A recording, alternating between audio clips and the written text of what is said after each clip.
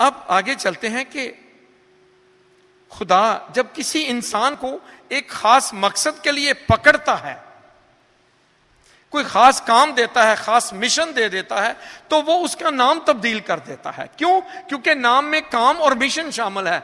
जब आपने किसी शख्स की जिंदगी का काम और मकसद और मिशन नया दे दिया है, तो फिर खुदा उसको नाम भी नया दे देता है, पुराना नाम तब्दील कर देता है और उसको नया नाम दे देता है। और ऐसा क्यों करता है?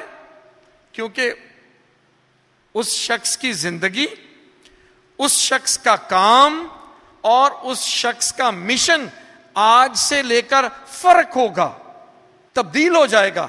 उसका मिशन, उसका काम तब्दील हो जाएगा, तो खुदा क्या करता है? उसका नाम भी तब्दील कर देता है। इब्राहिम, उसका पहला नाम क्या था? इब्राहिम, हाम।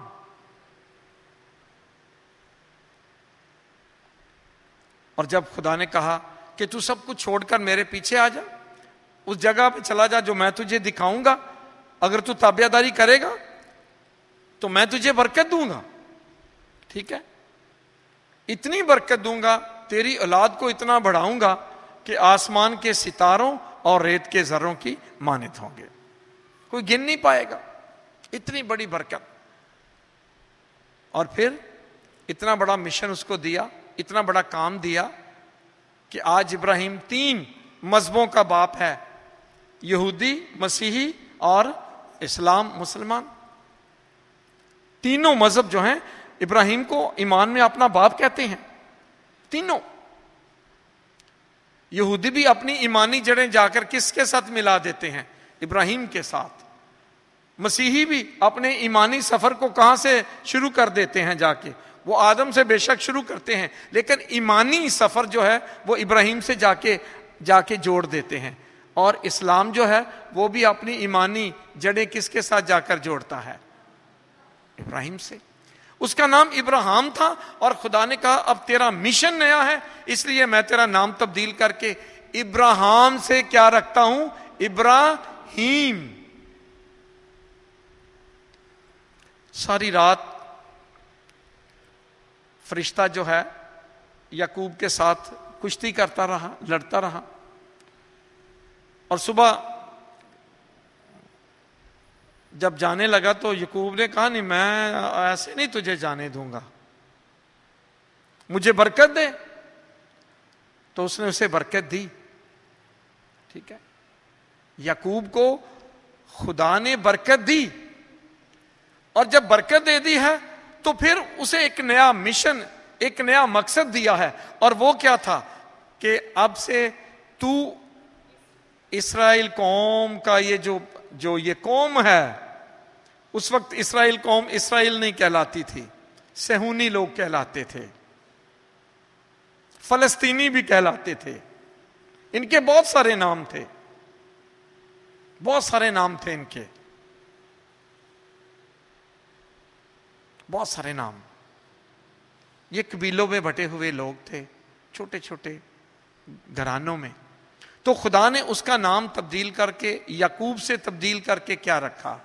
इस्राएल। इस्राएल, क्योंकि वहां से अब इस्राएल की लड़ी आगे चलेगी, और खुदा ने उस लड़ी को आगे चलाया। और याकूब को कितने बेटे दिए? 12। अब वहां से आगे सारा सिलसिला शुरू होगा ना, 12 बेटे दिए, सारा सिलसिला आगे। कौमें तो जो इस्राएल कौम है ये 12 कबीलों पर मुश्तमिल है। सो उससे आगे फिर इस्राएल की सारी तारीख जो है वो शुरू हो जाती है। सो खुदा ने एक नया काम, एक नया मिशन दे दिया, इसलिए उसका नाम जो है वो तब्दील कर दिया। नाम जो है वो बहुत अहम है, ये पहचान है, ये अहमियत है। इसलिए खुदा जो है आखिरकार उसको भी तो पुकारना है, वो हमें पुकारता है और नाम से पुकारता है।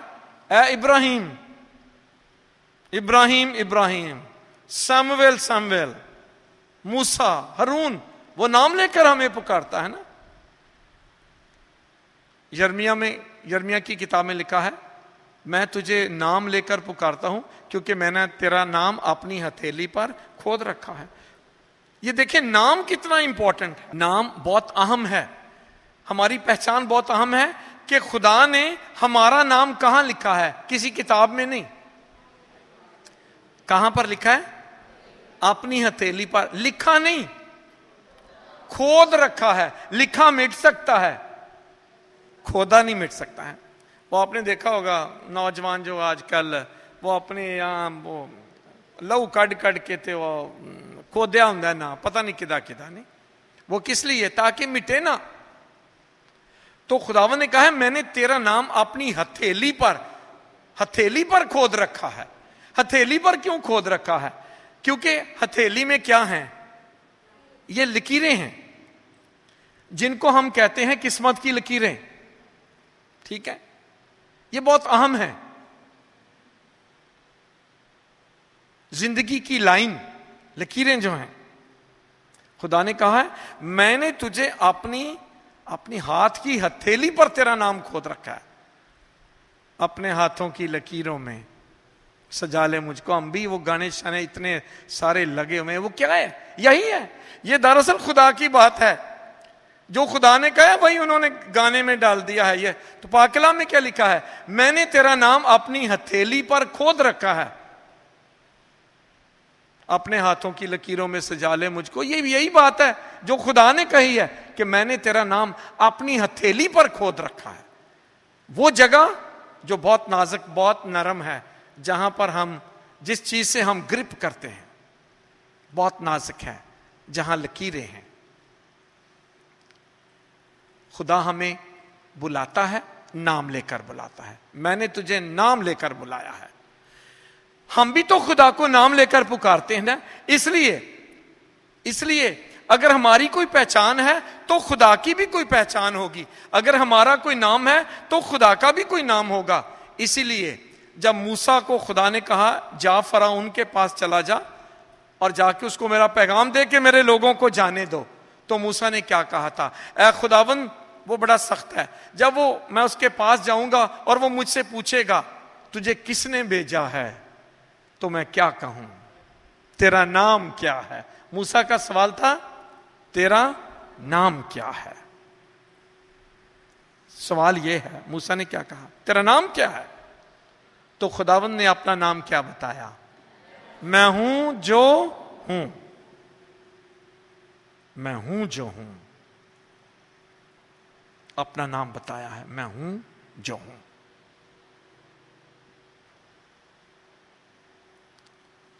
देखिए मैंने कल ये बात कर दी है, इस पर मैं ज्यादा जोर नहीं दूंगा। मैं हूं जो हूं।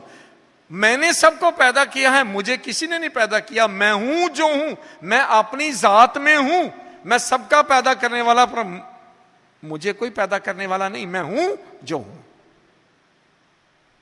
अपना नाम बताया और अपनी हस्ती बताइए, शनाख्त बताइए। मैं कौन हूं? मैं खालिक और मालिक हूं, सबको पैदा करने वाला, सबको जिंदगी देने वाला, हर चीज को चलाने वाला, हर चीज पर हुक्मरानी करने वाला। मैं हूं जो हूं। खुदा ने अपना नाम बताया, मैं हूं जो हूं। यहोवा, ठीक है। इब्रानी में मैं हूं जो हूं इसका एक ही लफ्ज बोला जाता है और वो है यहोवा। अब एहतराम की बात यहां पर हुई थी। यहूदी जो थे वो कहते थे बड़े का नाम नहीं लेना। हम भी किसी भी बड़े का नाम नहीं लेते हैं। मशरकी लोग किसी भी अपने से बड़े का नाम नहीं लेते हैं। हम कहते हैं हद तक है, ਅਸੀਂ कहने ਵੱਡਿਆਂ ਦਾ नाम नहीं लईदा। अब आप यूरोप में चले जाएं, वो अपने बाप का भी नाम लेते हैं, मिस्टर रॉकी, मिस्टर ये, मिस्टर वो। हम यहां नहीं लेते हैं ना, कभी भी नहीं। और जो बड़े का नाम लेता है हम कहते हैं बड़ा बेहुदा है, बदतमीज है, इसको तमीज नहीं, इधर मां बाप ने सिखाया कुछ नहीं। हम क्या करते हैं, कभी बड़े का नाम नहीं लेते हैं। क्या कर देते हैं आजकल तो सारे अंकल, एक ही लफ्ज चल गया अंकल, आंटी, अंकल। लेकिन पहले नहीं, पहले हम रिश्तों में बात करते थे।